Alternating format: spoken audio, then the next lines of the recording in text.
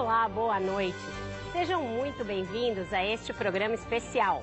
No dia 29 de setembro de 1986, estreava na TV Cultura o Roda Viva, uma arena de debate que nascia na esteira da redemocratização do Brasil. Nós estamos ao vivo para todo o Brasil pela TV Cultura e emissoras afiliadas e cada vez mais conectados ao mundo pelo UOL e em todas as plataformas digitais. Aliás, você pode participar dessa data tão importante comentando a entrevista de hoje no Twitter, com as hashtags Roda Viva e Roda Viva 35 anos. O nosso entrevistado de hoje é uma testemunha ocular desses 35 anos do Roda Viva. Está aqui pela 9ª vez, a segunda como ex-presidente da República. Na vez anterior, em 2019, virou notícia ao cometer um ato falho e dizer que não se empenhou pelo, abre aspas, golpe, numa referência ao impeachment de Dilma Rousseff. Há 2 semanas, ele voltou ao epicentro do noticiário político por costurar uma carta em que seu sucessor, Jair Bolsonaro, recuou das ameaças claramente golpistas que havia proferido nas manifestações de 7 de setembro. Dias depois da divulgação da carta, Temer foi filmado em um jantar com figuras carimbadas da política e do empresariado, em que a crise que ele ajudou a aplacar era tratada com humor, como um esquete, e todos riam em torno de taças de vinho. Para tratar desse momento de tensão institucional e de outros que enfrentou como vice e como presidente, está no centro do Roda Viva nesta noite o ex-presidente Michel Temer. Deputado federal de 1994 a 2010, presidiu a Câmara durante os governos do PSDB e do PT. Assumiu a vice-presidência em 2011 com a vitória da chapa encabeçada por Dilma Rousseff, reeleita em 2014. Com o impeachment de Dilma, em 2016 assumiu a presidência e durante seu curto mandato conseguiu estancar a crise econômica, que naquela altura já havia deixado 13 milhões de desempregados. Graduado em Direito pela USP, concluiu o doutorado pela PUC de São Paulo, onde se tornou professor de Direito Constitucional. Para entrevistar o ex-presidente Michel Temer, nós convidamos Andresa Matais, editora executiva do jornal O Estado de São Paulo, em Brasília. Vinícius Mota, secretário de redação do jornal Folha de São Paulo. Basília Rodrigues, analista política da CNN Brasil. Paulo Celso Pereira, editor executivo dos jornais O Globo e Extra. E Diogo Schelp, colunista do portal UOL e comentarista da Rádio Jovem Pan. Temos a alegria de contar também com a presença aqui no seu lugar e no estúdio do nosso querido Paulo Caruso, que nesses 35 anos tem ilustrado com o seu traço inconfundível as entrevistas do Roda. Presidente, boa noite. Muito obrigada por estar aqui conosco nesta noite. Muito boa noite a você e desde logo, viu, Vera, se você me permite, eu quero cumprimentar naturalmente o programa Roda Viva pelos seus 35 anos de êxito absoluto, né? Eu acho que é um momento de comemoração, mas de qualquer maneira, se você e todos me permitem, eu quero também fazer uma brevíssima reflexão de certa tristeza pelos quase 600 mil óbitos, eu acho que eu devo registrar este fato, né? Que esta pandemia trouxe para o Brasil. Mas fica o cumprimento à TV Cultura, a você e a todos que conduzem com tanta proficiência o Roda Viva. Obrigada, presidente. Eu queria começar pela indefectível carta. O senhor ajudou na confecção da declaração à nação que 2 dias depois das manifestações do 7 de setembro, o presidente Jair Bolsonaro divulgou. Há uma controvérsia quanto à gênese dessa carta, presidente. O senhor disse que foi procurado para aplacar um momento de crise. E numa entrevista à revista Veja, na última sexta-feira, o presidente meio colocou na sua conta a iniciativa da carta. Disse que o senhor o procurou preocupado e que ele aceitou ver o que o senhor tinha para mostrar. Queria saber exatamente como se deu, porque eu acho que isso é importante para a gente saber exatamente quais foram os movimentos e o que o senhor acha que resultou dessa sua participação para acalmar os ânimos. O senhor acha que é confiável esse recuo do presidente? Olha, Vera, você sabe que eu li até a entrevista da Veja, né? E a expressão que a Veja traz é a seguinte: num dado momento em que ele está comentando os fatos, ele diz, e houve o telefonema do Temer. né? E houve o telefonema, não se sabe se eu liguei para ele ou ele ligou para mim. Mas o fato, e aqui publicamente... É verdade, teve o telefonema do Temer, ele falou para mim, o que a gente pode fazer para dar uma acalmada, mas parece que a iniciativa foi sua. Pronto.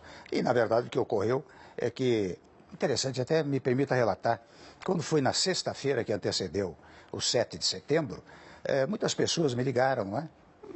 Alguns graduados até, dizendo, Temer, vem cá, você é ex-presidente da República, você sempre tem uma palavra de certa moderação, até alguns me disseram, talvez o presidente Bolsonaro possa ouvi-lo, né? E você deveria fazer alguma coisa. Mas eu confesso que o que é que eu poderia fazer a partir daquela sexta-feira? Absolutamente nada. Mas veja como roda o universo, né? Quando chegou, né, passa sexta, sábado, domingo, segunda, terça o 7 de setembro, não é? Quando chega no dia 8, às 20 horas, eu fixei este horário, o presidente me ligou. E eu já não falava com ele há uns 8, 9 meses, que eu não trocávamos um telefonema, né? E ele me disse, olha, o presidente, o que achou do movimento de ontem? Eu até tomei a liberdade de dizer, presidente, é para falar com cerimônia ou sem cerimônia? Ele disse, sem cerimônia. Eu disse, eu acho que o senhor levou muita gente para as ruas, isso é verdade.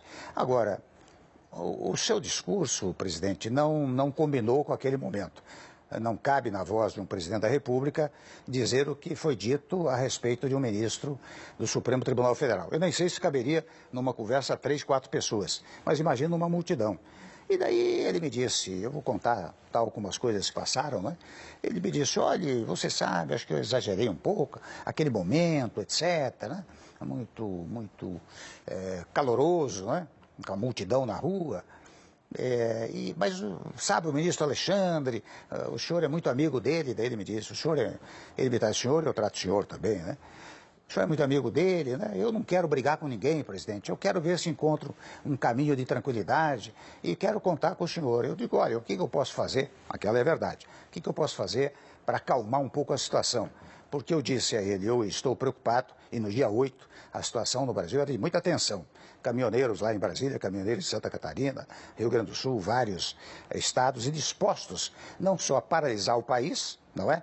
E eu sei disso porque eu enfrentei uma greve de caminhoneiros, como de resto, como eram fãs do presidente, poderiam naturalmente, eram as ameaças que vinham à luz, né?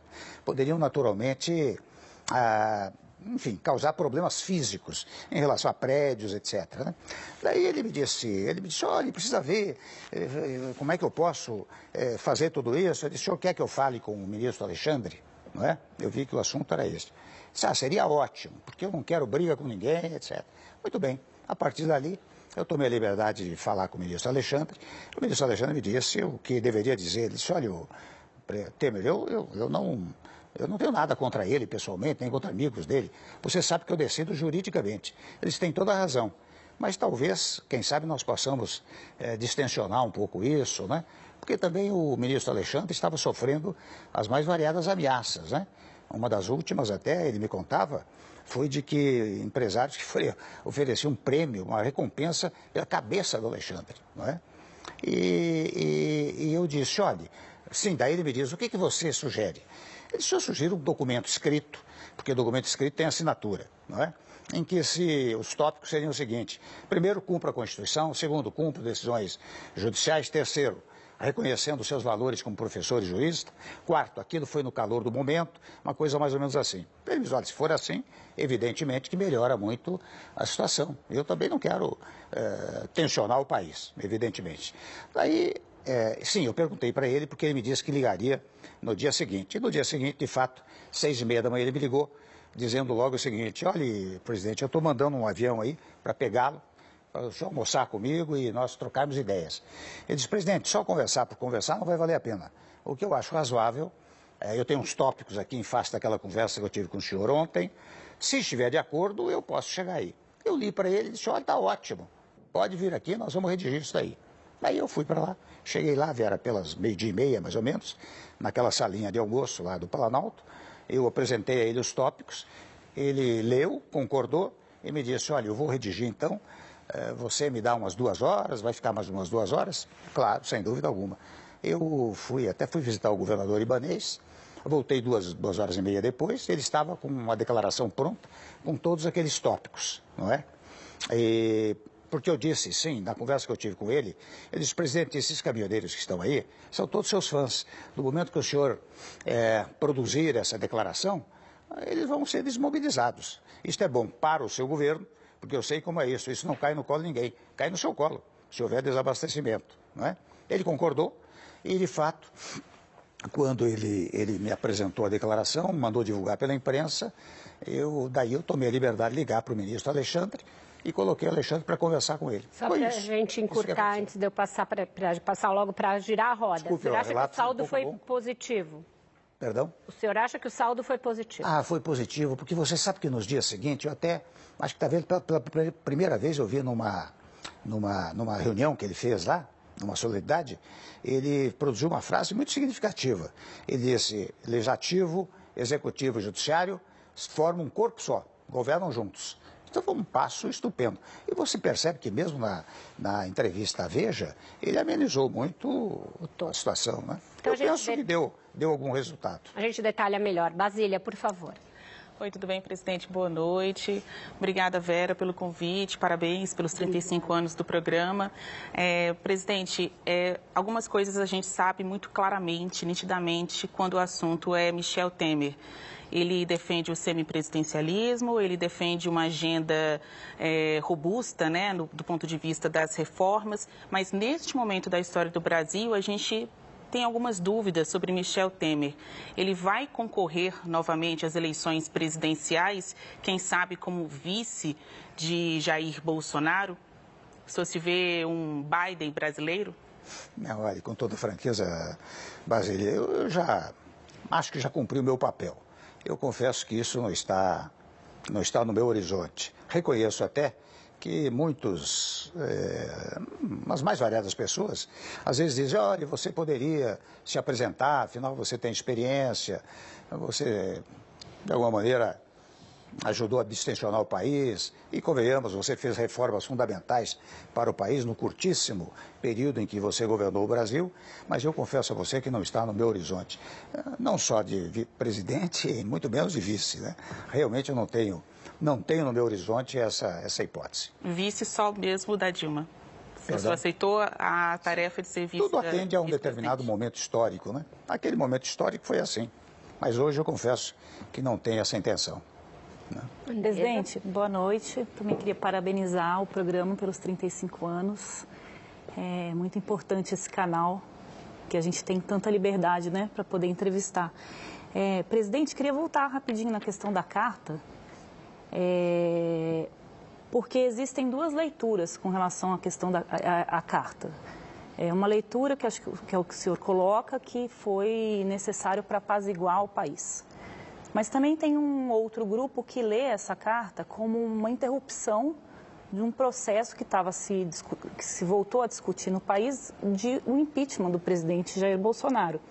Naquele momento ali que cercou o 7 de setembro, 10 partidos, inclusive o MDB, o seu partido, eles começaram a discutir com mais intensidade a questão do impeachment. Alguns MDBistas que não falavam do assunto vieram à tona, o PSDB, que nunca defende impeachment, se reuniu, se colocou na oposição, iniciou o debate sobre o impeachment.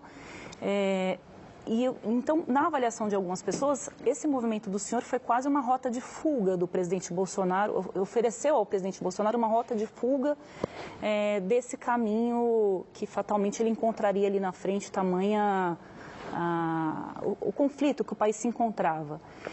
Eu queria ouvir um pouquinho do senhor a respeito dessa avaliação sobre o seu gesto. Na ocasião, até pessoas do MDB ficaram um pouco desconfortáveis com essa aproximação do senhor com o presidente Bolsonaro. Eu conversei com alguns ministros do Supremo que também não entenderam muito por que o senhor entrou ali, porque eles leram a sua atitude dessa forma. Olha aqui, Andressa, você sabe, eu, tal como disse a Basília, né, você sabe que eu trabalho muito hoje pelo sistema semipresencialista. Há o fundamento de que no presidencialismo o impeachment é sempre um transtorno. Você sabe que eu cheguei ao poder em função até de um impedimento. Mas eu reconheço que toda vez que há um impedimento, há um trauma institucional.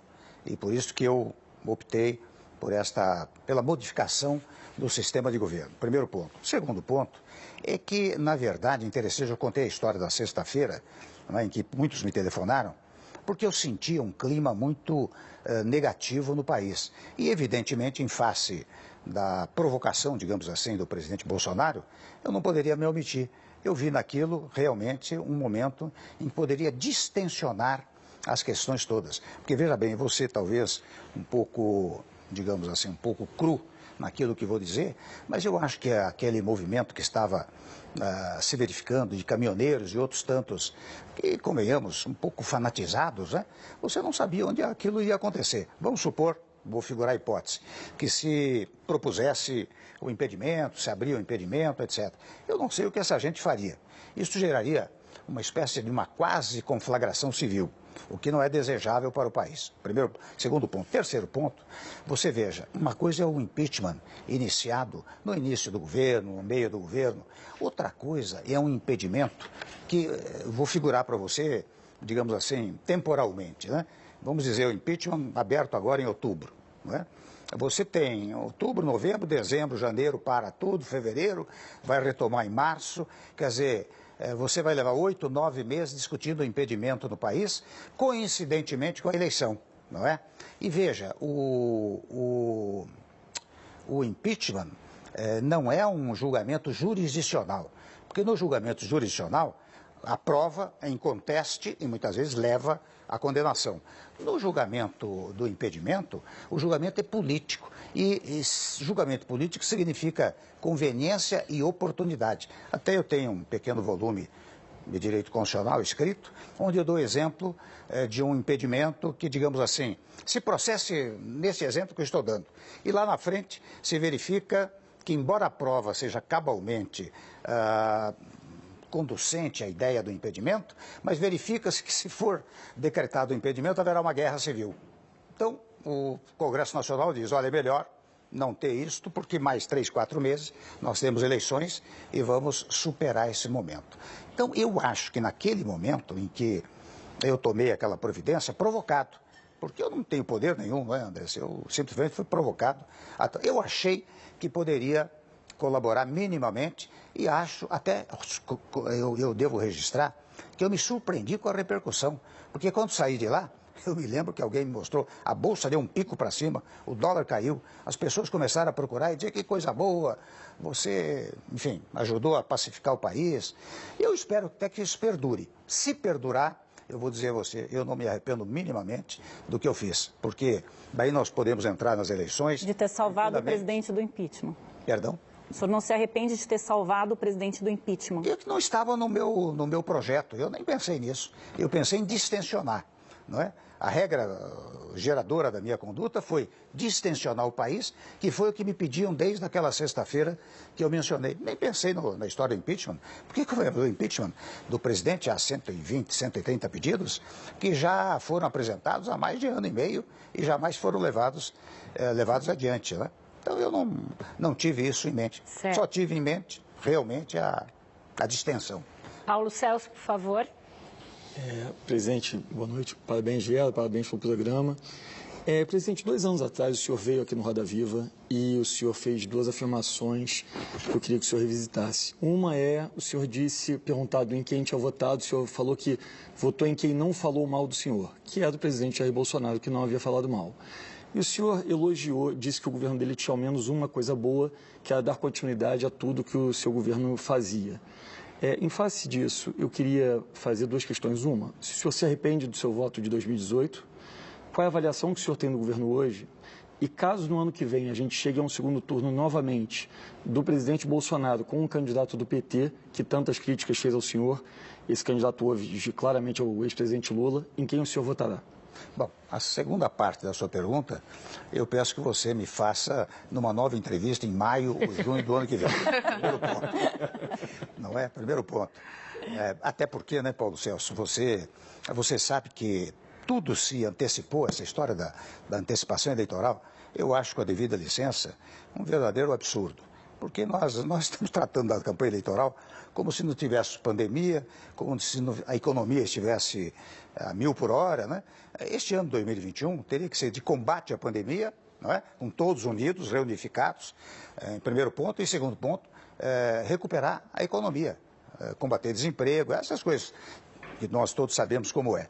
Agora, eu não me arrependo do voto, não. Eu nunca me arrependo do que faço. Naquele momento, quando dei o voto, de fato, eu fui levado a dar o voto. Você se lembrou bem. Eu disse, eu voto em quem não falou mal de mim. E até devo reconhecer um fato, viu? Eu tomo muito cuidado. Esse presidente tem que ter uma certa discrição, penso eu, né? E realmente o atual governo, perceba que nunca falou mal do meu governo. Ao contrário, ele deu sequência ao meu governo. Você veja, nós reduzimos os juros, reduzimos a inflação, eles continuaram a reduzir os juros, a reduzir a inflação. Agora não mais. Agora, sim, agora voltou, está voltando. O que é uma preocupação, que é até objeto de uma coisa que o Moreira Franco está cuidando, que é uma coisa de fazer uma espécie de ponte para o futuro 2, uma nova proposta para o país. Mas, de qualquer maneira, eu devo dizer que a reforma da Previdência, por exemplo, de fora parte todas as reformas que fizemos, a da Previdência nós demos sequência no nosso governo, convencemos o Congresso e a população de que era indispensável, inafastável a reforma da Previdência, e logo o governo deu sequência a isso. E continua a dar sequência a vários atos do nosso governo. De modo que eu tomo muito cuidado em falar mal do governo, né? Posso ter objeção dessa, daquela natureza, mas nunca com aquela coisa da, digamos, um sentimento oposicionista, de quem quer criar problema. Pelo contrário, não faz parte do meu temperamento. Não é? O meu temperamento é de somar, de resolver problema e não de criar problema. Por isso que eu... Mas quais são as objeções e as avaliações positivas que o senhor faz hoje do governo? Perdão? Quais são as objeções e as avaliações Essa é a quarta pergunta, hein? Olha, eu acho o seguinte, olha, uma coisa que eu faria, você sempre leva em conta o que você faria em certos momentos, né? Por exemplo, eu acho que o presidente Bolsonaro perdeu uma oportunidade extraordinária, até para sua eventual reeleição. Se ao começo da pandemia ele tivesse assumido centralizado, como deveria ter feito, o combate à pandemia, teria reunido os 27 governadores, teria chamado os presidentes de poderes, teria chamado até a oposição, ao fundamento de que esse vírus aí não escolhe se é PSL, PMDB, PSOL, PT, vamos nos unir todos para combater a pandemia. Ele visitaria os estados, compraria as vacinas. Hoje ele seria um verdadeiro herói. Não só herói, mas exemplo para a América Latina, né? Eu acho que ele perdeu essa oportunidade. Já foi um exemplo. Vinícius, por favor, para fechar a roda. Boa noite. Falando agora com um professor de Direito, autor de livros sobre o assunto, a sua mais fria avaliação, o presidente Jair Bolsonaro cometeu crime de responsabilidade?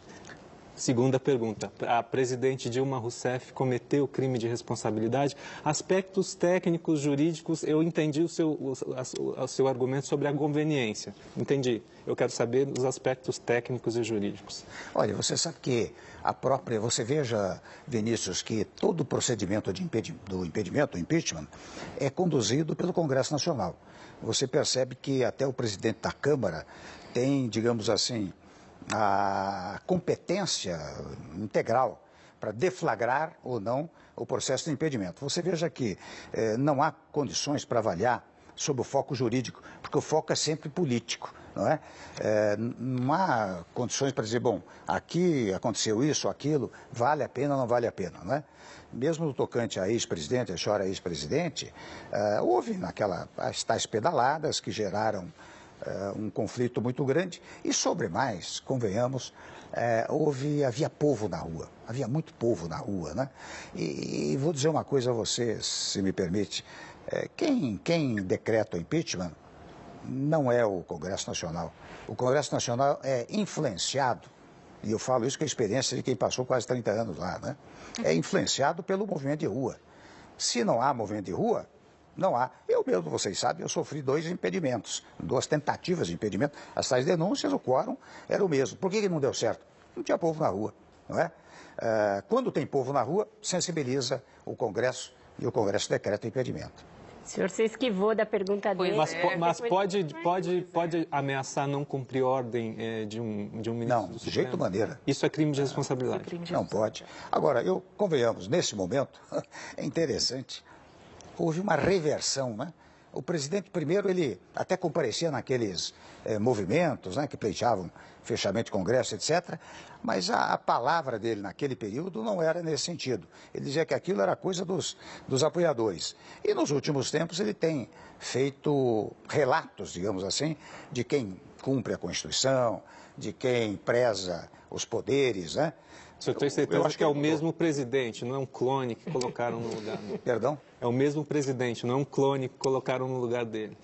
É o mesmo presidente, você tem razão. Diogo, por favor. Presidente, retomando um ponto que a Andressa levantou, quer dizer, eu acho que não foi nem a primeira vez que o senhor salvou a pele do presidente Jair Bolsonaro. Em 99, ajudou ele a salvar ali de uma possível cassação, né? Eu queria saber o seguinte, nessa conversa que o senhor citou aí no começo com o presidente Jair Bolsonaro, em que ele falou que sentiu que exagerou no discurso de 7 de setembro, o senhor sentiu nessa conversa que ele de fato estava arrependido ou assustado com toda a repercussão que tinha tido e com a conversa mais séria sobre impeachment, inclusive em partidos que não falavam sobre isso antes? Eu só posso partir, viu, Diogo, daquilo que ele verbalizou, das palavras que ele disse, né? O que se passava no íntimo dele, eu confesso que não saberia dizer. O que ele verbalizou, o que ele me disse, foi que ele realmente exagerou, porque foi uma resposta àquela minha palavra quando disse, olha, aquilo que o senhor disse não cabe na voz de um presidente da República. Ele me disse, de fato, eu acho que eu exagerei, mas eu quero paz, eu quero tranquilidade, eu quero que o senhor me auxilie nessa interação com os poderes, etc, etc. Isso é que eu ouvi dele. Agora, não é improvável, e veja, no dia 8, porque o dia 8 foi diferente do dia 9 à tarde ou do dia 10, não é verdade? No dia 8 à tarde, a situação estava muito delicada. Pensava-se imediatamente em deflagrar o impedimento, não é? Havia protestos em relação aos gestos dele, de um lado, e de outro lado, havia aqueles que são bolsonaristas para valer, que estavam lá para o que desse e viesse, né? Isto que nós deveríamos evitar. Eu acho que, não apenas eu fiz um modestíssimo trabalho, né, de convencimento do presidente, enfim, naquele momento deu certo. Mas eu acho que todos nós deveríamos trabalhar um pouco pela paz no Brasil. As pessoas, olha, e vou dizer a vocês, eu acho que teve essa repercussão porque o povo já estava cansado dessa divergência brutal que existia não só entre instituições, como de resto, no meio popular também, entre as pessoas, não é? Por isso que teve essa repercussão, porque não há coisa mais trivial do que buscar a paz no país, não é? Aliás, eu digo sempre, aí é um vício profissional, né? O preâmbulo da Constituição, e preâmbulo vem de preambulare, quer dizer, antes de entrar no texto, né? O preâmbulo determina que a Constituinte que ia produzir o novo Estado, em 5 de outubro de 88, se baseasse na pacificação interna e internacional. Nós não cumprimos isso. Nós, ao contrário, nós guerreamos o tempo todo e sempre procuramos divergências as mais variadas. Que haja divergências programáticas, até ideológicas, tudo bem. Mas o que não pode é haver divergência de natureza pessoal. Violência, quase, de natureza física, né? Então tá certo. Com isso a gente encerra esse nosso primeiro bloco do Roda Viva de 35 anos. Vai para um breve intervalo e volta já já com o ex-presidente Michel Temer.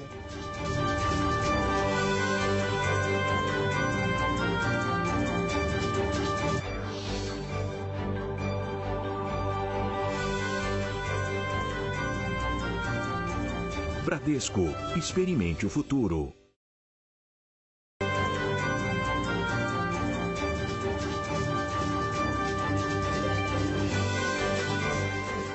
Estamos de volta com o Roda Viva, que hoje recebe o ex-presidente Michel Temer.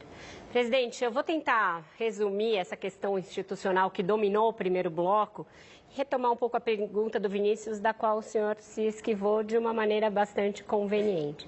E vou usar uma palavra que o senhor usa muito, convenhamos. Presidente, convenhamos, 600 mil mortos não são obra do acaso.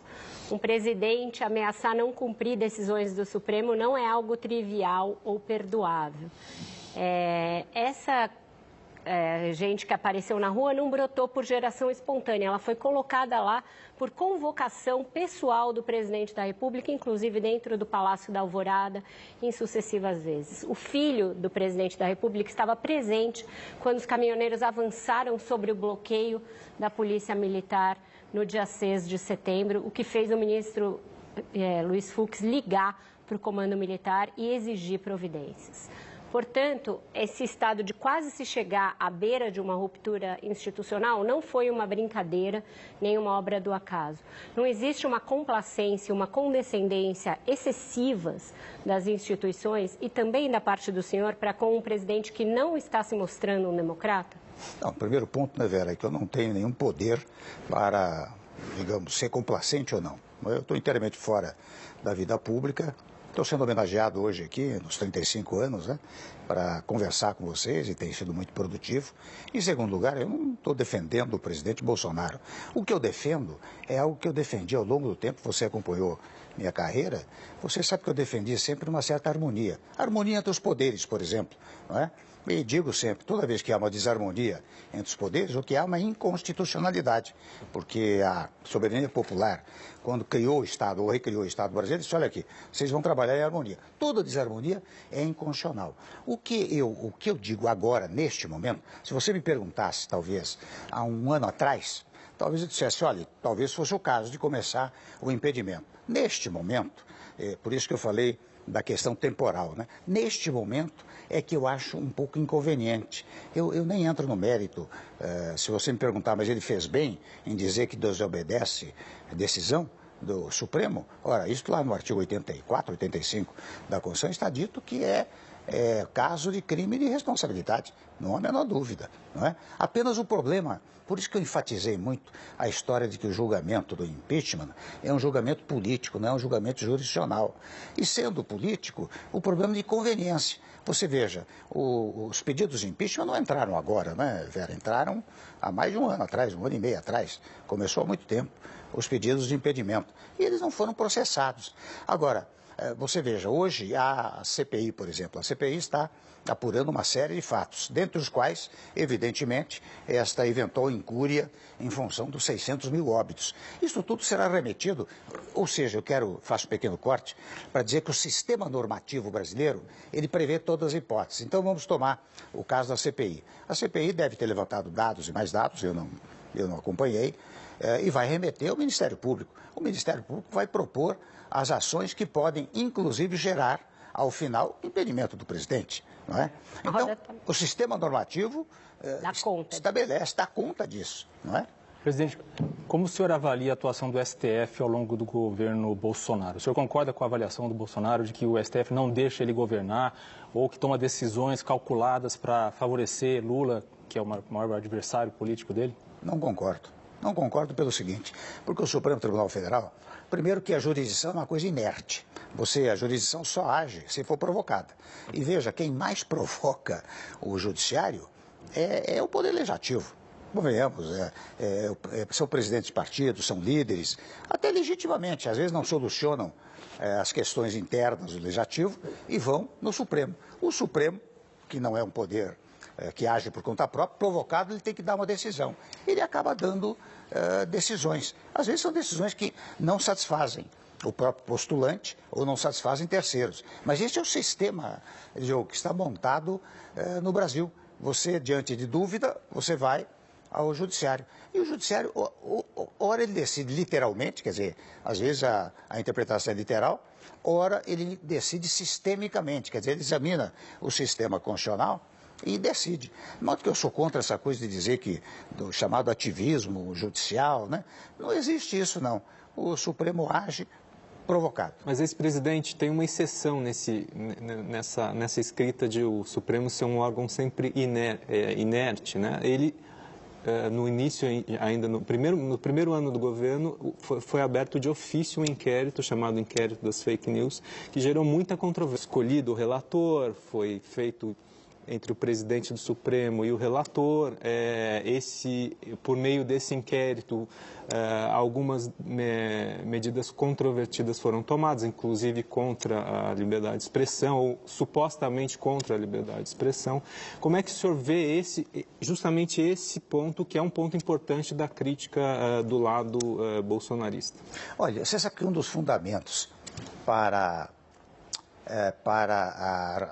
a interação dos poderes é exatamente que cada poder tem o seu regimento próprio, suas competências próprias, seu orçamento próprio, sua administração própria, entre os quais, reitero, ele edita o seu regimento interno. Ora bem, mais uma vez eu digo aquilo que eu disse há pouco a Vera, o sistema normativo resolve esse assunto, porque está no regimento que se houver uma agressão ao Supremo ou a membro do Supremo Tribunal Federal, pode-se instaurar o inquérito. É evidente que todo mundo diz, mas isso não pode, porque tinha que começar pelo Ministério Público, pela Polícia Federal, mas há uma regra que excepciona essa hipótese, que é a regra do regimento interno. Por isso que, no particular, acho que foi até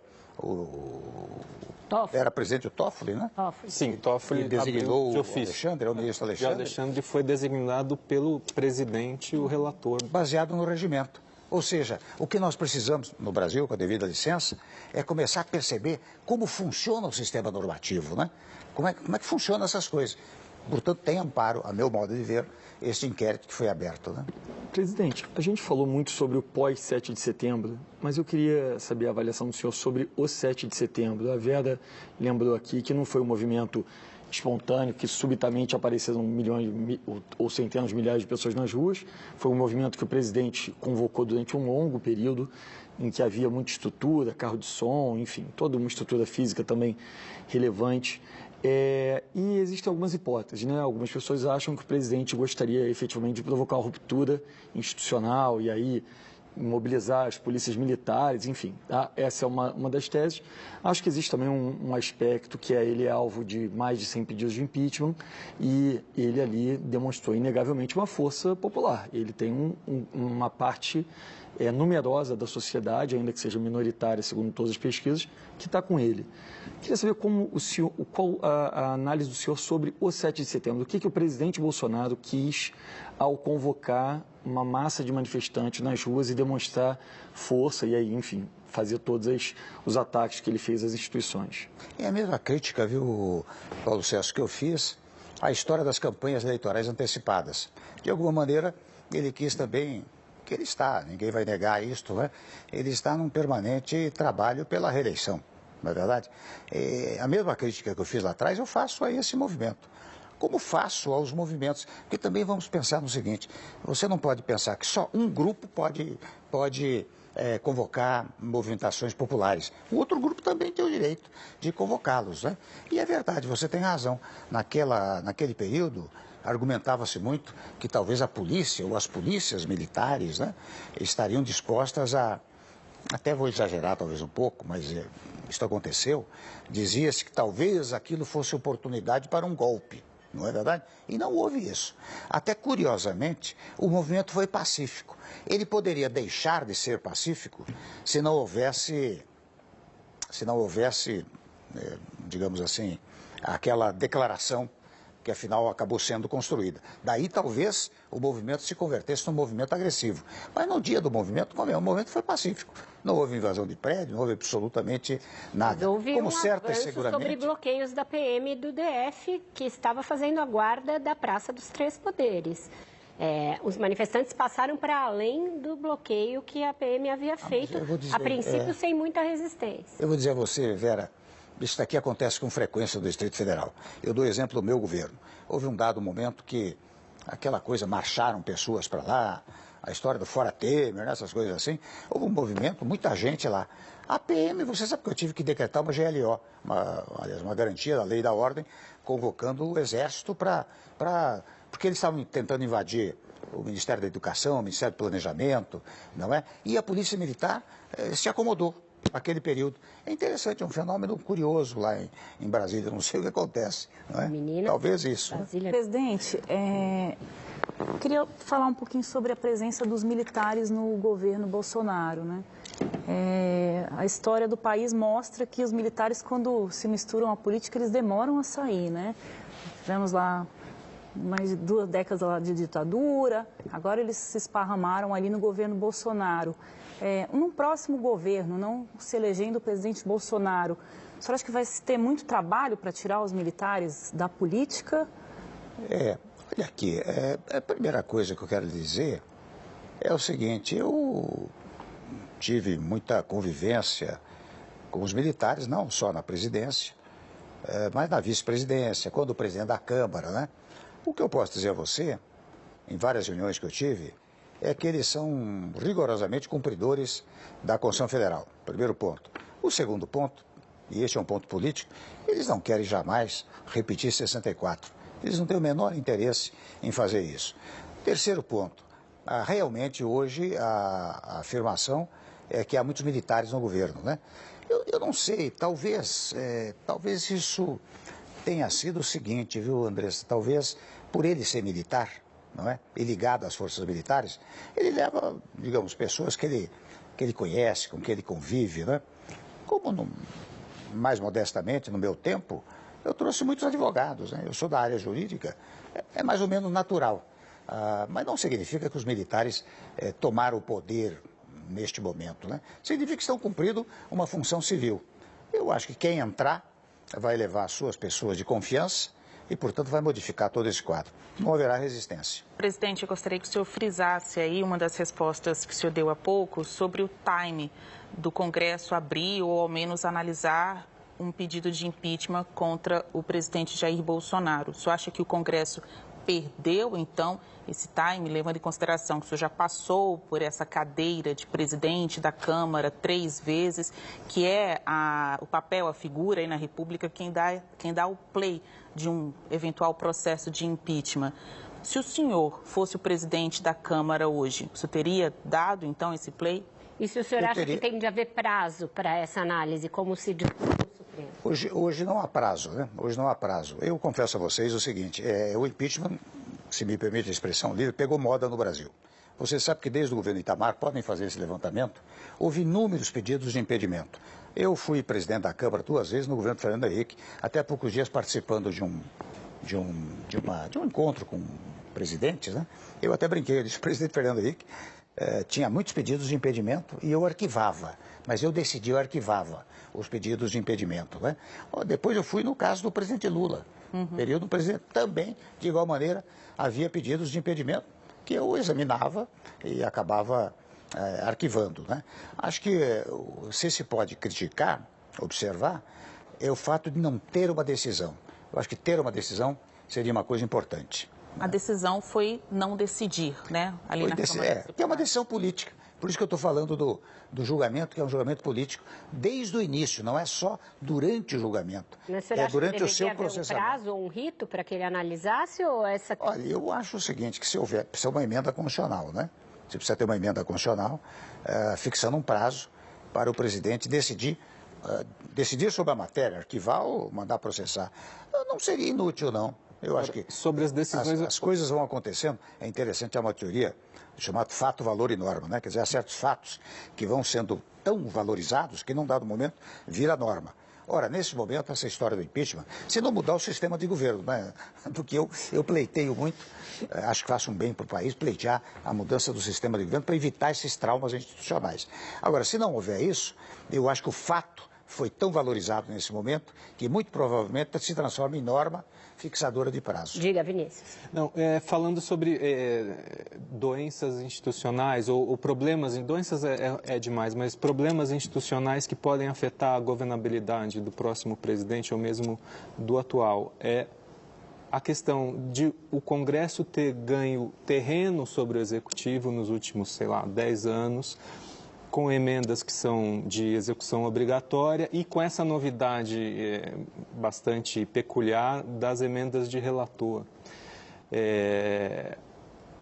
o presidente da República não está ficando com pouco espaço para atuar, para fazer a sua coalizão também? Ele não está ficando muito refém desse jogo miúdo do Congresso, que é um jogo sempre particularista, e o presidente tem a obrigação de olhar o conjunto, o bem comum, enfim, esse é o sistema brasileiro. Mas esse desenvolvimento nos últimos 10, 15 anos me parece que está deixando o presidente da República sem espaço para governar. Como resolver isso, se é que o senhor concorda com esse diagnóstico? Ainda bem que acontece isso, viu, Vinícius? Porque sabe que o contrário seria o presidente ter tais e tantos poderes que quase se equivaleria a uma espécie de, uma expressão livre, quase um ditador. E quando você lê a Constituição brasileira, não esta como as anteriores, você verifica que quem governa não é o Executivo. O Executivo é que no Brasil nós temos uma imagem de que o presidente pode tudo e não pode. Se ele não tiver apoio do Congresso Nacional, não governa. Você veja, vou dar exemplos triviais. Você é presidente da República, você manda uma proposta de emenda constitucional. Precisa ter apoio do Congresso. Você edita medida provisória, tem que converter em lei. Se não tiver apoio do Congresso, não aprova, você edita normas, você precisa do Congresso. Ou seja, quem governa o país é o Executivo juntamente com o Legislativo. Eu só tive sucesso, estou sendo imodesto aqui, né? Eu só tive sucesso no meu governo porque eu cumpri os desígnios constitucionais. Eu trouxe o Congresso para governar comigo. Você deve se recordar que eu não tinha uma reunião de líderes em questões difíceis, teto de gastos públicos, reforma trabalhista, reforma do ensino médio, moralização das estatais. Eu tinha o presidente da Câmara e o presidente do Senado sentados ao meu lado. Ainda bem que é assim, porque isso é que fortalece a democracia. Presidente, se você der muito poder a um centralizador, a um presidente, você caminha para um sentido, para um sistema autoritário. Presidente, mas acho que o que está ocorrendo no Congresso não é de hoje, mas agora tem essa novidade do orçamento secreto, se convencionou chamar assim, é o toma lá da cá. Então, nesse sentido, o senhor não acha que também é uma distorção da democracia? Na medida em que para o presidente aprovar algo no Congresso, ele precisa comprar o Congresso, e aí é um grupo do Congresso, e isso fortalece... Eu tomo a liberdade de discordar dessa afirmação que ele cumpre o Congresso, né? O que acontece é o seguinte, Anderson, hoje você tem primeiro as emendas impositivas. Você tem que necessariamente liberar as emendas impositivas. No geral, eu sei como é isso. O deputado... Eu não estou falando dessas, hein, presidente? Perdão? Eu não estou falando das impositivas que todos os parlamentares têm direito, mas são essas emendas de relator que um grupo de parlamentares tem direito, porque... Isso eu sou contra. Aceita as regras ali de apoiar o governo em troca de ter esse dinheiro. E hoje o que a gente está assistindo no país é trator para tudo quanto é lado, e a prioridade do país, que deveria ser vacina, virou compra de trator. Então é sobre isso que a gente está falando aqui. Entendi. Esse uso do dinheiro, acho que no governo do senhor também teve liberação de emendas para aliados políticos. O que está ocorrendo agora é um escândalo sem proporções, porque essas emendas não são rastreáveis, né? Então, nesse sentido, isso distorce a democracia? Eu confesso a você que aí eu sou contra. Eu não tive orçamento secreto no meu governo, não. As coisas eram muito transparentes. De fora a parte, as emendas impositivas, muitas vezes nós liberávamos, porque vinham governadores, vinham bancadas estaduais, vinham deputados, senadores, para pleitear verbas para os estados ou para os municípios. E não é sem razão, viu, Andressa, aproveitando a sua pergunta, que, veja bem, nos dias atuais, vamos pôr os pés no chão, não é? O deputado, senador, quando vai pedir voto para a reeleição, ele diz, olha, lembra, trouxe as verbas tais e quais aqui para o município, etc. Ora bem, se nós caminhássemos para o semipresidencialismo, em que o legislativo passa a ser também executor, quando ele fosse buscar voto, ele diria, olha aqui, eu governei bem. Ou se ele fosse da oposição, ele diria, olha, eu me opus adequadamente. Por isso que eu insisto muito na mudança do sistema de governo. Porque, de fato, você veja como as coisas vão caminhando. Você tem as emendas impositivas e muitas vezes você tem que acolher certos pleitos. São pleitos fundamentais. Você sabe que, no meu caso, no caso do Rio de Janeiro, por exemplo, houve um dado momento, Andressa, que para realizar as Olimpíadas, eu liberei 3 bilhões de reais, senão não teríamos Olimpíadas no Brasil. Quem é que ia pleitear isso? Era o governador, os deputados estaduais, os deputados federais, os senadores, afinal, são os representantes dos estados. Eu não acho que há exatamente uma compra. Agora, se me permite dizer, essa coisa do orçamento secreto, emendas de relator, isso de fato eu acho que é um equívoco. Aí mas, presidente, está havendo um equívoco. Essa relação que o senhor fala sobre governar junto com o Congresso, que é claro para todos nós a necessidade de você formar maioria, isso, o formato como se estabeleceu. O senhor, por exemplo, tem um bom exemplo. Alguns ministros da presidente Dilma eram ministros dela até a antevéspera do impeachment, no dia seguinte eram ministros do senhor. Vários partidos que governavam com ela, no dia seguinte governavam com o senhor, no momento de divisão total da sociedade brasileira. Essa relação fisiológica, as emendas de relator são algo muito sério, né? São mais de 10 bilhões de reais entregues para parlamentares fazerem obras que não são estruturantes, embora sejam importantes nas suas bases. Mas essa relação entre Congresso e partidos políticos, notoriamente os do Centrão, não são um dos fatores essenciais da rejeição social ao Congresso, à classe política, a esses altos níveis de impopularidade da classe política que a gente observa em todas as pesquisas eleitorais? É muito provável, viu, Paulo Celso? Você tem razão nas premissas. Agora, convenhamos, muitas vezes se diz assim, vamos pegar essa história do tal Centrão, né? As pessoas dizem, bom, o presidente não deveria admitir, vamos dizer assim, indicações desse chamado Centrão. Se é assim, por coerência, o presidente deveria dizer, olha aqui, eu não quero o voto dessa gente, não. Ele já começaria perdendo uns 100, 120 votos saída, não é? Lá no Congresso. Você soma isso à oposição, imagine como é que o presidente vai governar. Primeiro ponto, eu não tenho esse preconceito. Segundo, as pessoas que lá chegaram, não chegaram levados por uma centelha divina. Chegaram por uma expressão da Constituição que diz, todo poder pertence ao povo. Então quem chega lá vai levado pelo povo. O que se pode verificar, ou pregar, divulgar, alardear, é o seguinte, olha aqui, você precisa escolher melhor. Né? Então, esse pessoal que está lá não serve. Por isso que, aliás, o sentido de república é isto, né? Sentido republicano significa temporariedade de mandatos, diferente da monarquia, que é vitalícia. É que termo republicano hoje, fulano deu um espirro republicano, tudo virou republicano. Né? Lamento dizer, é que as pessoas não lidam com conceitos, não é verdade? Então, quem está lá chegou levado pelo voto popular. Então, qual é a solução? Chegar na próxima eleição e modificar, não é? Então, eu volto a insistir. Quando alguém leva... O problema é que o Congresso foi muito renovado na última eleição e parece que depois que chega lá...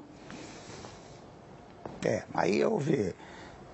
foi renovado em função da eleição do presidente. Sim. Na verdade, foi isso, né? Mas depois as práticas vão se repetindo, né, presidente? Mas isso, olha, nós estamos aqui conversando, né? Nós estamos dizendo isso, vocês estão dizendo isso para milhares de espectadores que certamente estão assistindo. Aí tudo depende de uma pregação. Essa pregação vai se estabelecendo no meio popular. Mas eu acho que o povo hoje, mais do que nunca, ele começa a acompanhar muito a atividade política. Eu acho que há um acompanhamento mais sério, especialmente em função das redes sociais. Presidente, está acontecendo isso, né? Presidente, o senhor já disse que não gosta da antecipação da conversa eleitoral, mas é um fato concreto, está dado, está acontecendo, né? Dos nomes que estão aí apresentados como possíveis candidatos para 2022, qual, na sua opinião, tem mais chance de atrair os votos de quem não quer nem Lula nem Bolsonaro? É difícil dizer também, viu, Diogo? Pelo seguinte, até vou fazer um comentário aqui. Durante o bom período, eu achei que os partidos lançariam pré-candidatos para que, afinal, se escolhesse uma candidatura, não é? Tendo em vista a história da polarização, da radicalização, não é?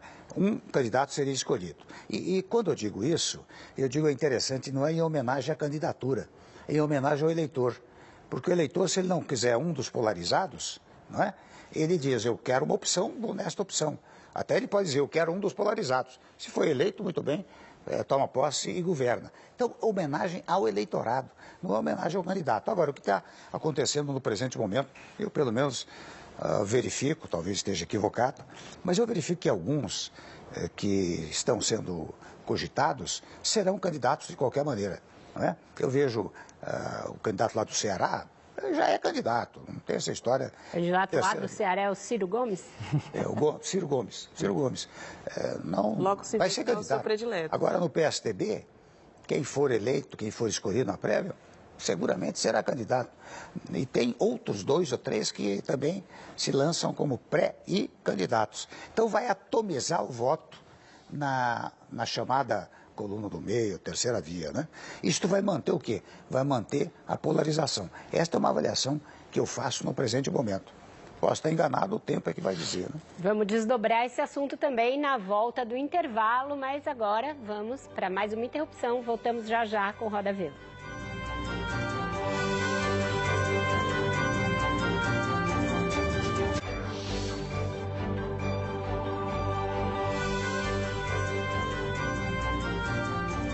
Bradesco, experimente o futuro.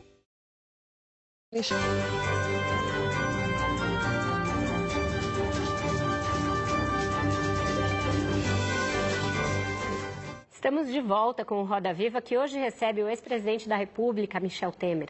Presidente, o senhor falou do caráter reformista que tiveram seus 2 anos e alguns meses de mandato. Uma dessas reformas foi a que instituiu o teto de gastos federais.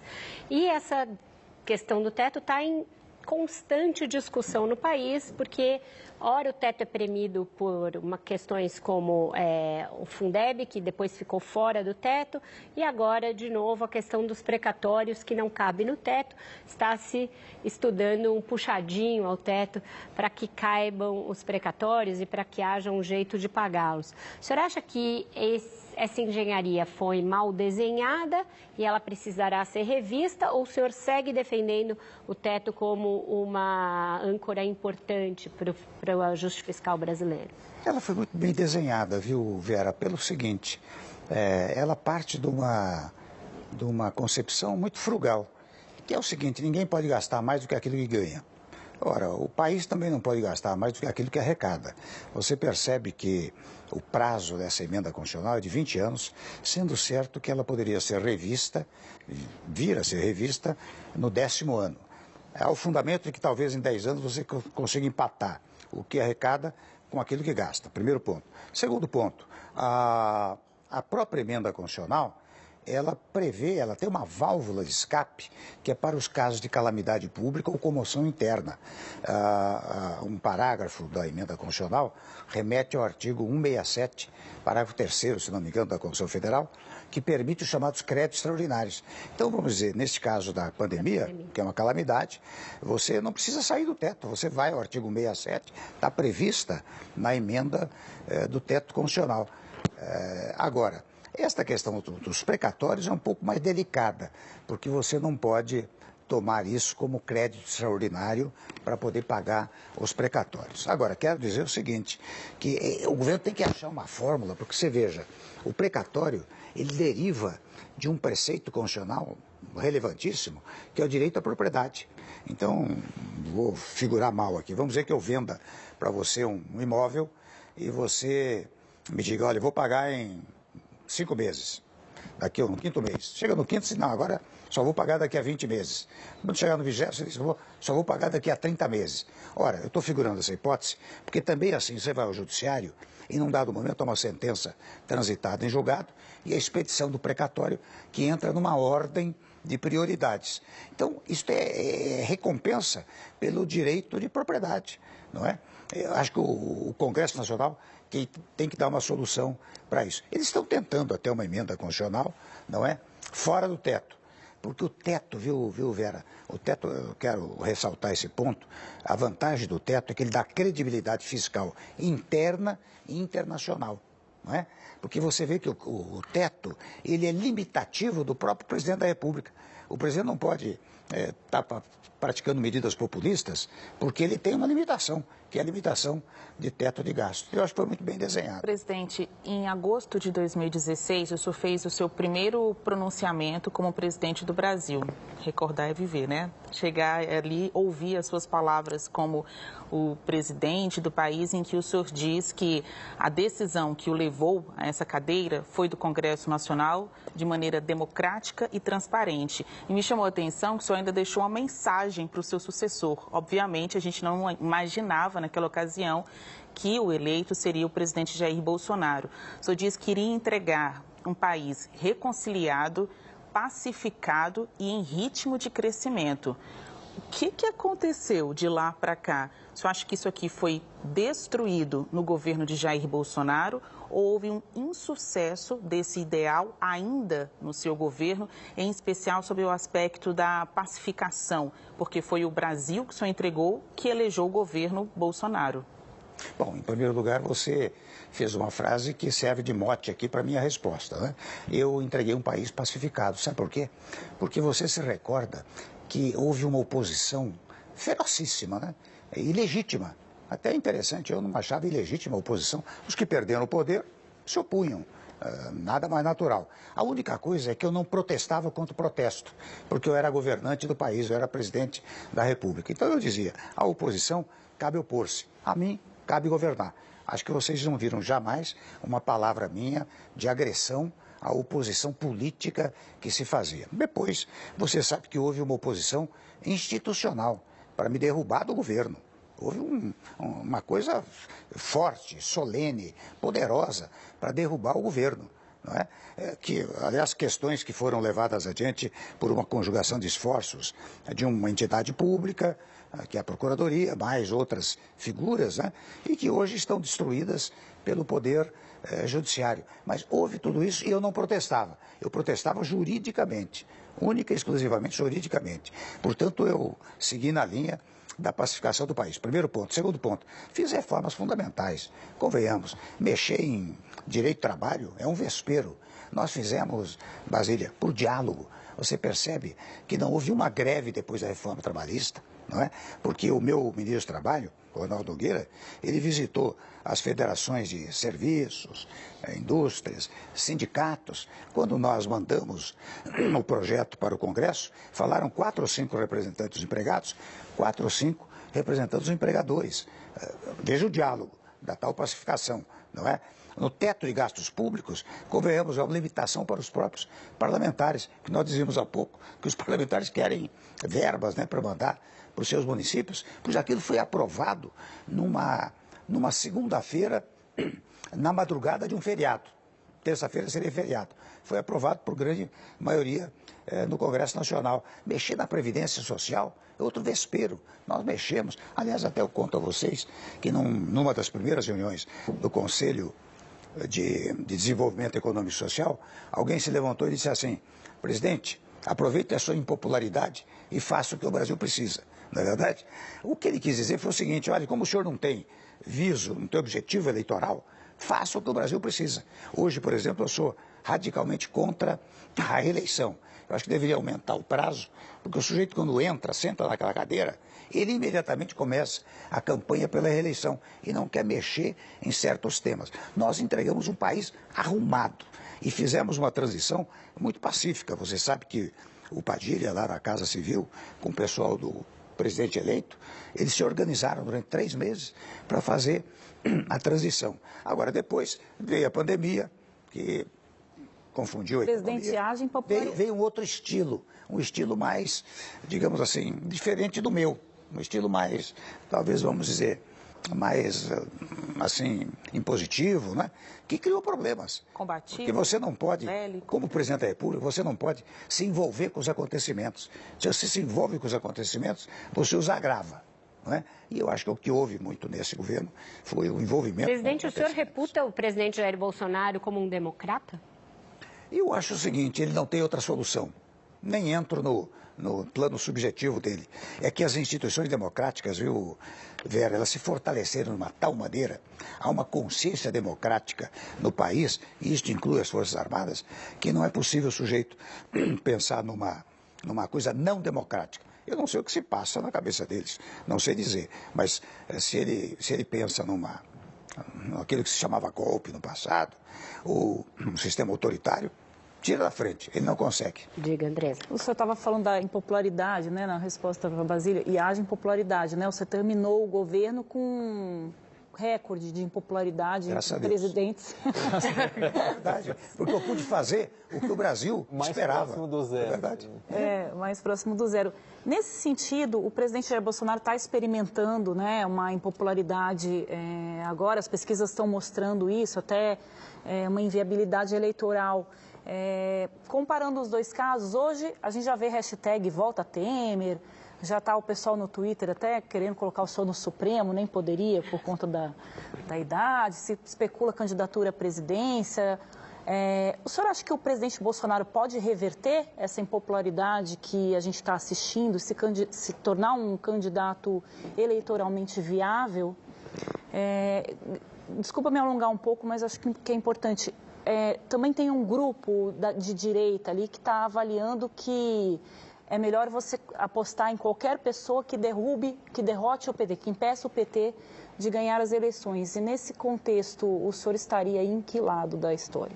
Bom, em primeiro lugar, eu quero dizer que essa história do volta Temer, fica Temer e tal, é, na verdade, um reconhecimento ao meu governo. É assim que eu vejo todo esse movimento que você acabou de mencionar. Em segundo lugar, eu não sei se ele consegue recuperar a popularidade, porque, convenhamos, eu acredito em pesquisa para os dias atuais. Eu não acredito nesta pesquisa para a véspera da eleição.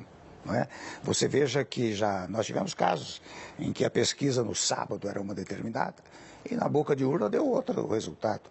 Então a pesquisa de hoje não é pesquisa daqui 10 meses. Eu estou me referindo à avaliação do governo, né? Que aí a gente pode falar desse retrato atual. Hoje a pesquisa mostra uma... Pronto. Claro. Agora, vamos supor que a economia melhore, que o presidente e o grupo dele elabore um outro discurso, não é? Não é improvável, porque, convenhamos, militância ele tem, não é verdade? Convenhamos, no Brasil, eu faço uma análise muito serena e, penso eu, muito objetiva, para mostrar que no passado quem tinha militância era o PT, PSOL, PCdoB, né? Tinha militância. Os outros partidos não tinham militância. Tinham adeptos, mas não tinham militância. O grupo do Bolsonaro é o outro grupo que tem militância, não é? Vocês acabaram de dizer que ele levou muita gente para a rua, ou seja, tem militância. Então, pode acontecer deste quadro mudar. No quadro atual, realmente é desfavorável a ele, não tenho dúvida. Presidente, tem uma série de análises feitas, livros já publicados sobre por que nós chegamos aonde chegamos na crise atual, especialmente na crise política, ao ponto de eleger um presidente de extrema-direita. Acho que é, de certa forma, consensual que isso é fruto de alguns erros cometidos pelos principais partidos que polarizavam a eleição desde 94, né? PT e PSDB foram envolvidos na Lava Jato, houve a crise econômica do governo Dilma. O senhor, no entanto, era vice-presidente da República, líder do maior partido do país naquela época, foi presidente da Câmara 3 vezes, é um símbolo do parlamento ali. O senhor faz alguma meia-culpa sobre o seu papel ou o papel do seu grupo político na condução do processo que levou o Bolsonaro ao poder? Não faço porque você sabe que eu não participei da campanha, não é verdade? Eu não tive candidato, digamos assim. Foi um governo, para não mentir, o nosso candidato era Meirelles, que foi quem me ajudou enormemente na economia, né? Nós recuperamos a economia do Brasil. Eu recordo a vocês que quando nós assumimos o governo, ainda interinamente, em maio de 2016, o PIB era negativo em quase 4%. Um ano e 3 meses depois era positivo em 1,3%. Então, nós tínhamos como candidato o Meirelles. O meu candidato era o Meirelles. Não era o Bolsonaro e nem o outro, né? Não deu certo, não deu certo. Né? Mas o que nós fizemos? Cientes e conscientes do que diz a Constituição, quando ele ganhou a eleição, muito bem, vamos fazer a transição. E nós fizemos a transição tranquilamente para o governo Bolsonaro. Agora, reitero, não era meu candidato. Né? Certo, com isso, então, a gente fecha esse terceiro bloco, que é um pouco mais curto, mas eu volto com o Vinícius e o Diogo. No próximo bloco, a gente continua com a entrevista com o presidente Michel Temer. Não sai daí.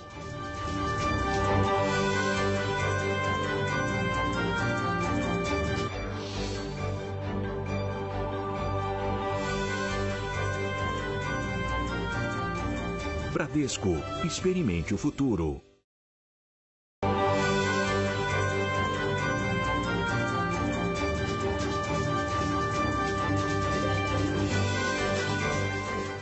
Estamos de volta com o Roda Viva e a pergunta agora é do Vinícius Mota. Vinícius, por favor. Presidente, nós estamos entre várias situações inusitadas que estamos vivendo, é um impasse na apreciação do nome do candidato a ministro do Supremo, André Mendonça, pela Comissão de Constituição e Justiça do Senado. O senhor que se transformou num conselheiro-geral da República, que conselhos daria para o presidente da República? Retire o nome, afinal a gente tem um candidato que agora se assumiu como porta-bandeira de um tronco de denominações religiosas, que é incomum para um tribunal leigo. Ou vá em frente, presidente, tope a disputa. E o que o senhor diria também para o senador Alcolumbre? Olha, eu não sou conselheiro do presidente, não, viu? Eu quando muito, eu dou palpite quando sou chamado e dou palpite em função do Brasil. Aliás, quantas vezes me chamarem para um gestos. ex-presidente não decorativo. Não decorativo, exatamente. Você sabe que quantas vezes me chamarem para auxiliar o Brasil nessa tese da paz, da pacificação interna, da harmonia dos poderes, do cumprimento da Constituição, eu vou em frente. Então vamos auxiliar o ministro. Hein? Vamos auxiliar o André Mendonça. O que o senhor faria nisso? Não, eu não saberia dizer. O André Mendonça eu o conheço, ele trabalhou comigo até, ele estava no meu governo, né? Ele tem condições jurídicas para ser ministro, naturalmente. Agora, esta é uma questão também política. O Senado pode recusar o nome dele. Eu acho que, não sei, é palpite que eu dou aqui. Eu acho que fica difícil para o presidente, a essa altura, retirar o nome, percebe? Como muitas vezes eu vejo. Eu não acho fácil. Entretanto, se o Senado não aprovar, não é? Daí muito bem, o presidente fica livre para designar. O senhor acha possível o Senado não aprovar? Aconteceu uma vez só no governo Floriano, lá atrás. Acho que foi com um médico até, se não me engano. Barata Ribeiro. Barata Ribeiro. Presidente, saindo um pouco desse assunto da crise política, o senhor disse numa entrevista em abril que fez um parecer jurídico para a empresa Huawei, empresa chinesa de tecnologia, sobre o leilão do 5G. Uma reportagem da revista Cruzoeste, fim de semana, diz que a sua relação com a empresa vai além desse parecer jurídico. Eles dizem, por exemplo, que o senhor tem um contrato com uma empresa de relações governamentais que, por sua vez, presta serviço para a Huawei. Não há nada de errado com relações governamentais ou, como se chama também, lobby, né? Desde que seja feito de maneira transparente. Eu queria saber o seguinte, o senhor faz lobby para a Huawei ou, em outras palavras, o senhor fez contatos com agentes públicos sobre temas de interesse da empresa chinesa? Eu dei um parecer, viu, Diogo? Você sabe que eu sou da área jurídica, né? E eu tenho que sobreviver.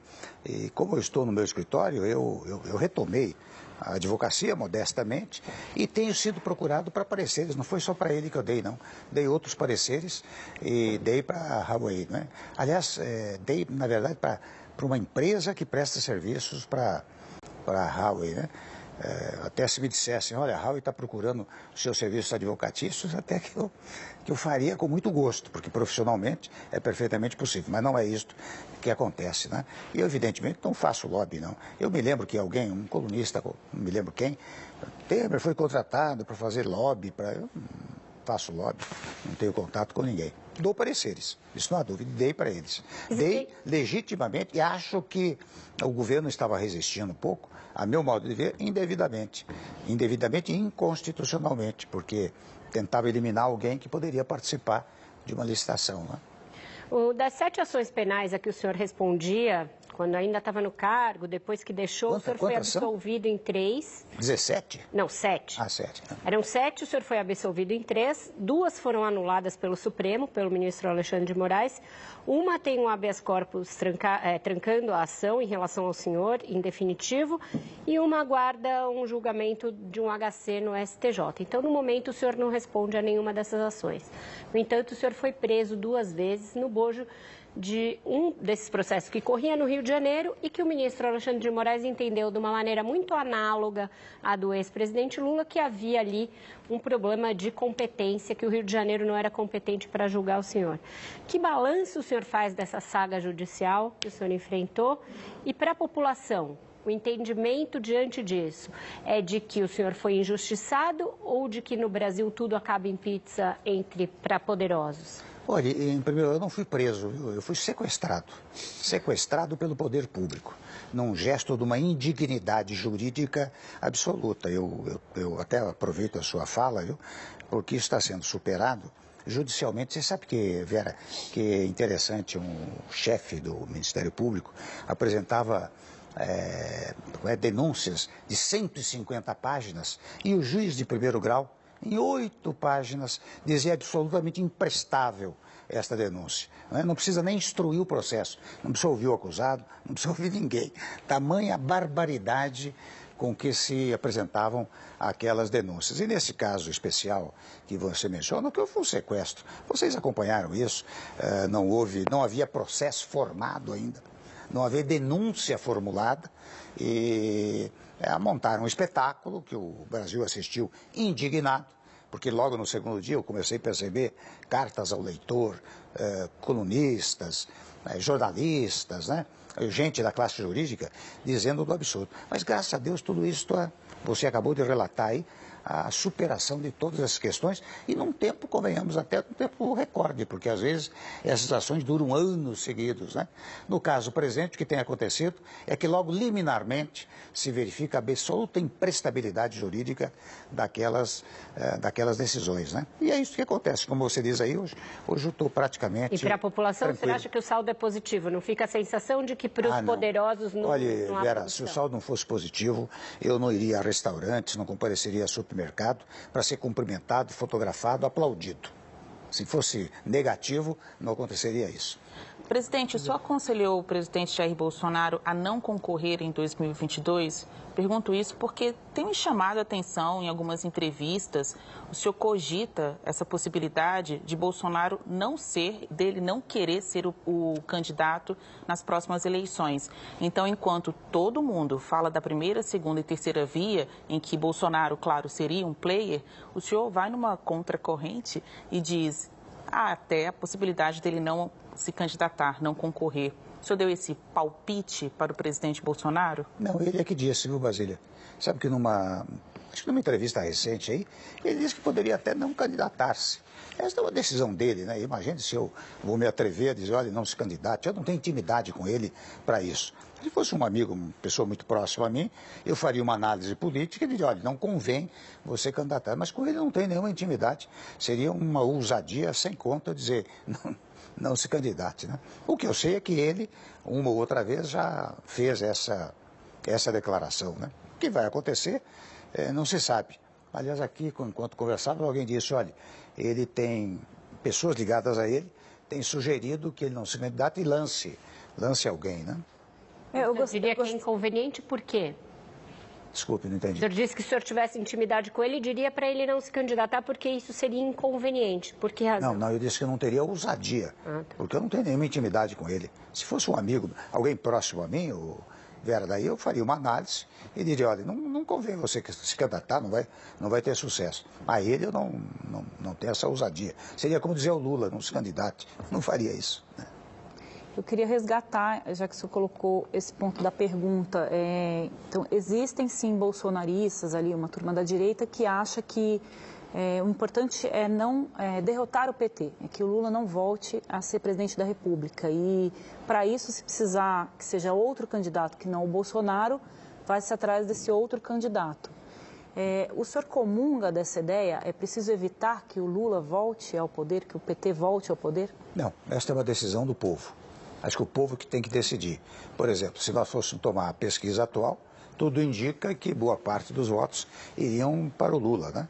Eu não teria nenhuma objeção se o povo decidir que é o Lula, está decidido, morreu o assunto. Mas de que lado, de que grupo político o senhor participaria nesse cenário? Do MDB.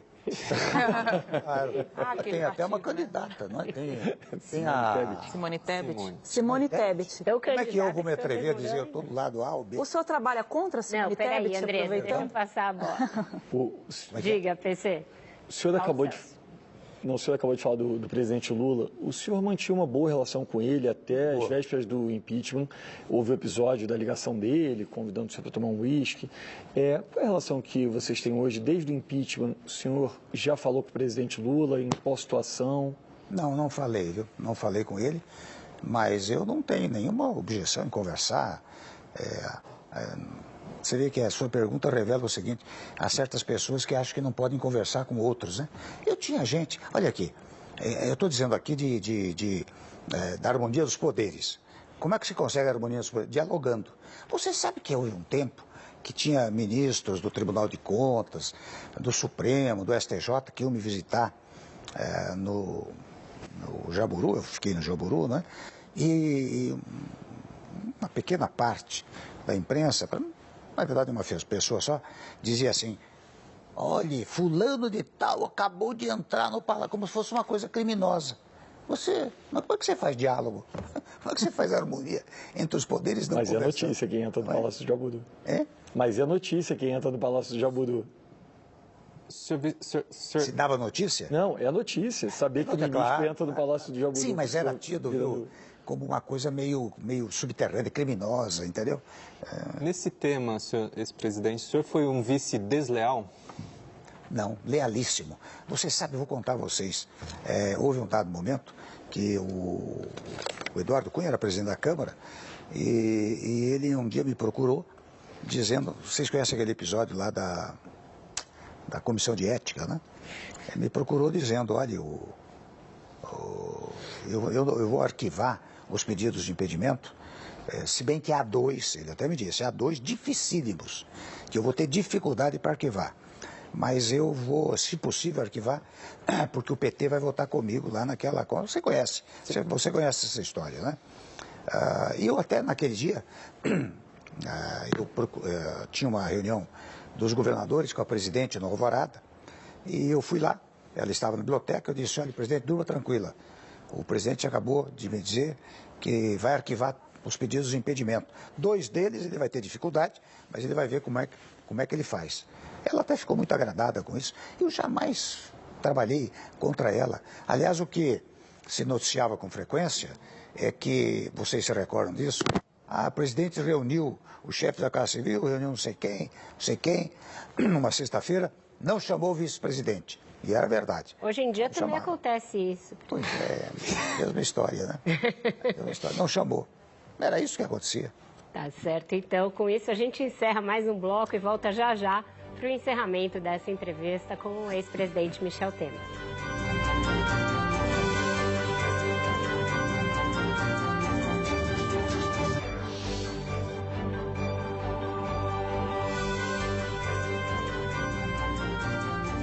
Bradesco, experimente o futuro.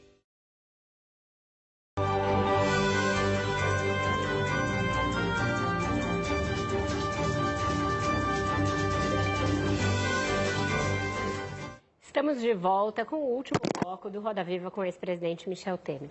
Presidente, e o jantar, rumoroso jantar na casa do Nagy Narras? O senhor já disse que não era um jantar em sua homenagem, como disseram outros participantes que disseram que tinham sido chamados com esse propósito. E o senhor disse que não se imitou só o presidente Jair Bolsonaro, o comediante André Marinho imitou várias pessoas. Mas naquele momento em que o país ainda estava muito assustado diante das ameaças proferidas pelo presidente e ainda assimilando a carta, o senhor acha que foi conveniente o tom daquele jantar com empresários, com políticos em torno de taças de vinho, satirizando algo que chegou à beirinha de uma ruptura institucional? Bom, o primeiro ponto é o seguinte, Vera, você sabe que foi uma coisa até surpreendente, porque aquele rapaz lá, o Marinho, André Marinho, é muito competente, eu fiquei impressionado. Ele fez umas 10 imitações, entre as quais a minha. Eu confesso até que num dado momento eu fechei os olhos e eu ouvi a minha voz. Tamanha perfeição com que ele se manifestava, uma coisa impressionante. Foram 8, 9 ou 10 personagens que ele imitou, não é? Mas não sei qual foi a razão, um dos participantes, na verdade, muito maldosamente, com muita franqueza, colocou só a imitação do Bolsonaro, né? Do Bolsonaro, como se fosse o único momento que as pessoas aplaudiram, né? Tanto que, até devo dizer, eu liguei ao presidente Bolsonaro logo de manhã, quando vi aquela coisa, né? Eu liguei para ele e disse, olha, presidente, eu quero, sabe que não é do meu feitio, eu não faço essas coisas, mas lá houve este rapaz que imitou 9 ou 10 personagens e apenas um deles, portanto, foi de propósito. Daí ele me disse, olha, eu sei, não, até usou uma expressão, não esquente a cabeça com isso, eu sei até de onde veio, etc., né? E, portanto, não se incomode com isso. E logo na sequência, colocaram-se todas as imitações. Mas você acha que isso atenua alguma coisa no tom do jantar? Perdão? O fato de terem sido imitados outros personagens atenua alguma coisa no tom bastante humorístico com que foi tratado uma situação grave? Atenua em relação ao presidente Bolsonaro, porque aquilo pareceu uma coisa contra o Bolsonaro, como se até alguém me perguntou, numa das entrevistas, alguém me perguntou, será que o senhor não fez aquilo para mostrar que não tinha nada a ver com o Bolsonaro? Não é verdade. Eu não tenho nada a ver com o Bolsonaro. Acho que seja essa leitura, presidente. Eu acho que tem uma leitura de que ali se trata como piada de salão, acho que algo que chegou próximo a uma ruptura institucional. Vera, está aqui o nosso Paulo Caruso, não é? Fazendo as piadas mais interessantes, charges mais curiosas, mais intelectualizadas, mais inteligentes, não é? Então o rapaz que imitou foi aplaudido por todos. Isso é uma coisa, o bom humor é uma coisa que deve presidir as nossas relações, não é verdade? Como acontece aqui, com muita alegria, né? Presidente. Se o senhor se vê novamente diante de uma imitação assim do presidente Jair Bolsonaro, o senhor vai continuar sentado e sorrir? Ou o senhor vai, pare, é melhor não manter isso, viu? E pedir para o humorista não seguir adiante? Não, diferentemente eu vou dizer, mantenha isso, continue a fazer isso. Exatamente isso, viu? Que é para usar a frase tradicional, que é uma frase mentirosa, você sabe disso, né, Basílio? Porque ela não retrata a frase anterior. Né? Então, mantenha isso, sim, continue a fazer isso, porque um rapaz é uma coisa... Poderia ser ele, poderia ser o Tom Cavalcante, que já me imitou uma porção de gente, tem um outro imitador também fantástico. São pessoas extraordinárias. Eu acho que elas merecem ser prestigiadas. Marcelo Adnet, diga. Marcelo Adnet. Presidente, o presidente Jair Bolsonaro já falou várias vezes que não confia no sistema de votação, que não se deveria realizar eleições com o sistema atual e até mesmo que possivelmente não reconheceria o resultado das eleições. Apesar dos recuos recentes, ele continua criticando o sistema de votação. O senhor acha que é apenas bravata ou há mesmo um risco do presidente, quando chegar o momento, tumultuar as eleições ou a contagem? O senhor antevê o momento em que será chamado novamente para pacificar ou acalmar o presidente num momento como esse? Não creio. Você sabe, primeiro eu quero dizer que acho que é um engano do presidente. Com muita franqueza, eu já declarei isso várias vezes. O sistema eletrônico é reconhecido em todo o mundo, né? Eu me recordo até uma ocasião, sendo o presidente da Câmara dos Deputados, eu fui a Moscou, num evento lá de natureza política, e lá encontrei o ministro Lewandowski, que era o presidente do TSE, e que fora chamado a Moscou para mostrar as maravilhas do nosso sistema eletrônico. Não é? Eu até o acompanhei numa demonstração que foi feita no tribunal, numa espécie de tribunal eleitoral que existe lá na Rússia, né? Aí o presidente se equivoca enormemente. Mas eu devo reconhecer uma coisa curiosa. Nessa entrevista da Veja, ele abandonou essa tese, né? E até começou a dizer que confiava no sistema eletrônico, etc.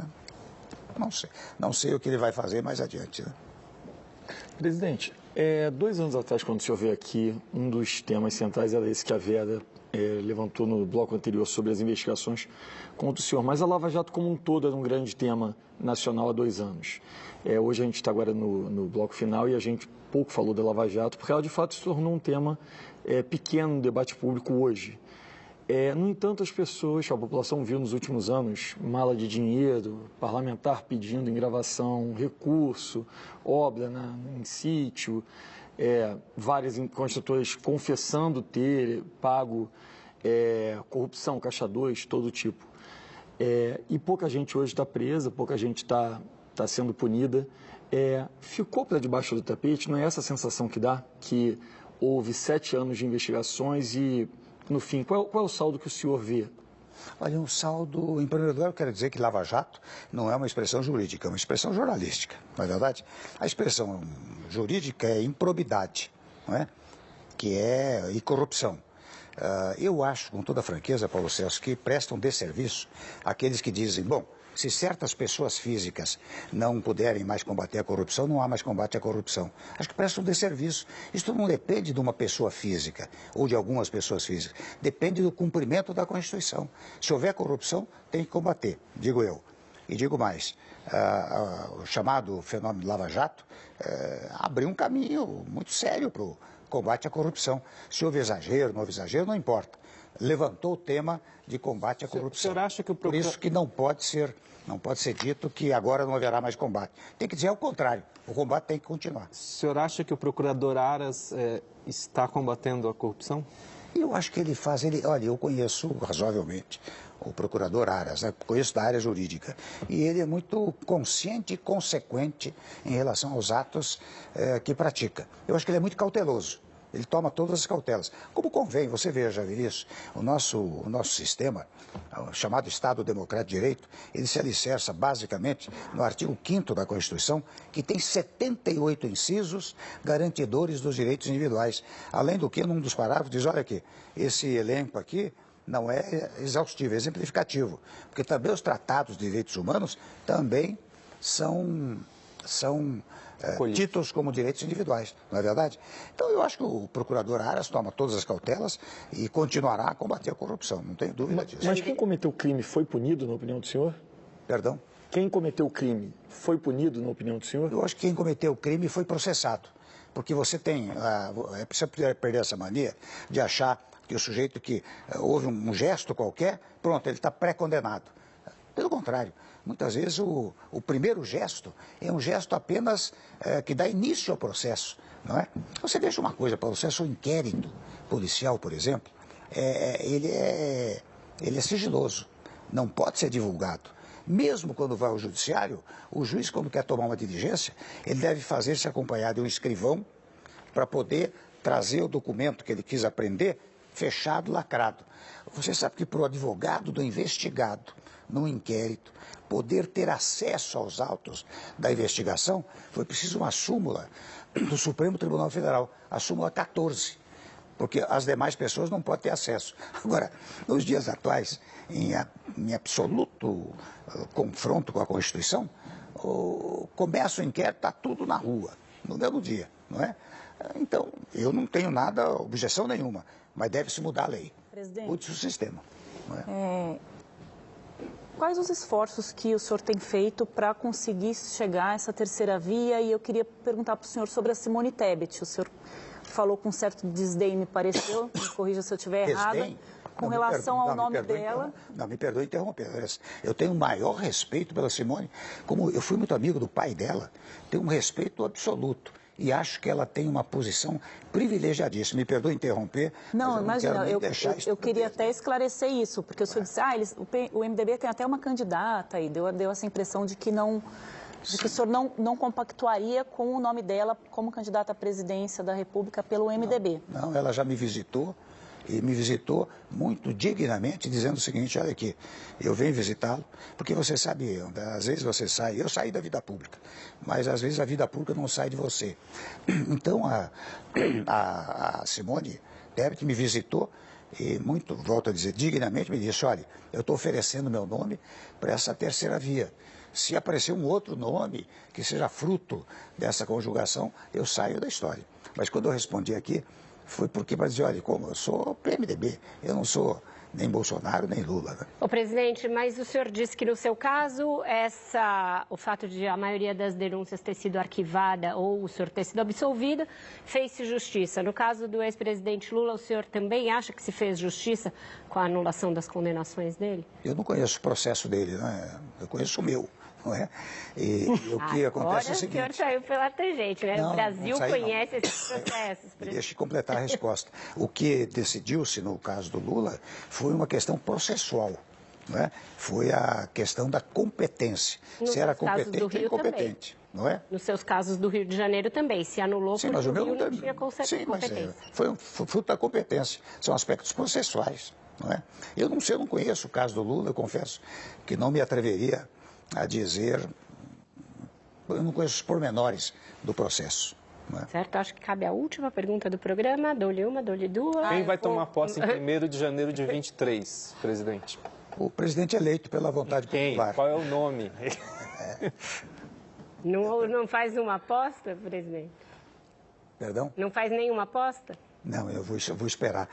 Se vocês me convidarem para vir aqui, não me convidarem, mas se convidarem em maio, junho do ano que vem, daí eu digo. Tá certo? Então, A gente de olho aqui na sua agenda, presidente, você sabe que durante muito tempo fui setorista no Palácio do Planalto, então ver a agenda do Temer era um ofício, né? Olhando sua agenda hoje, a gente vê que em novembro você vai para Fortaleza, participar de palestras do Tribunal de Justiça, Lisboa com Gilmar Mendes, Dubai com a CNI. Um minuto. Tá, mas é melhor ser presidente, vice-presidente ou ex-presidente da República? Ex-presidente com a vida universitária que eu tive. Você lembrou bem, eu estou sendo convidado para falar pelo Tribunal Eleitoral lá de Fortaleza, depois vou a Dubai para falar 300 empresários, mais os de Dubai, e depois vou a Portugal para falar no congresso lá do IDP, do Gilmar Mendes. Tá Acho que vale a pena. Vale a pena ser isso. Obrigada a todos. Com isso, nosso tempo chegou ao fim. Agradeço imensamente ao ex-presidente Michel Temer pela essa importante entrevista.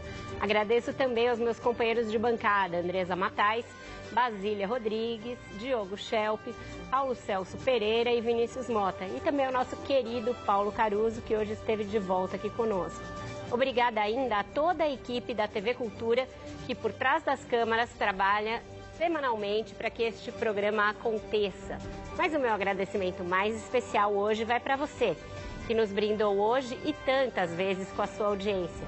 O espectador que está conosco desde lá de 29 de setembro de 1986, quando recebemos o ex-ministro Paulo Brossard, aquele que acompanhou as 9 entrevistas do presidente Michel Temer aqui, e também o jovem que nos conheceu já no digital e vibrou, por exemplo, quando um antes improvável Felipe Neto ocupou este lugar tão disputado da TV brasileira.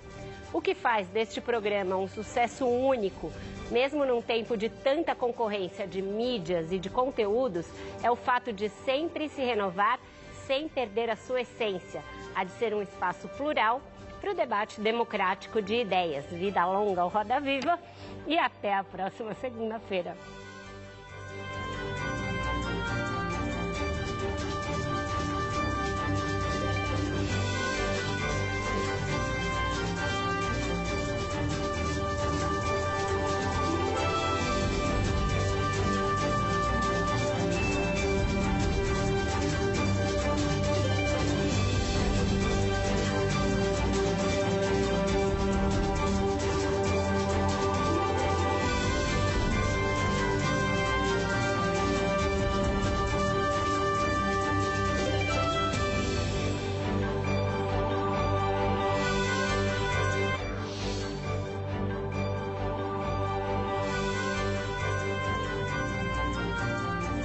Bradesco, experimente o futuro.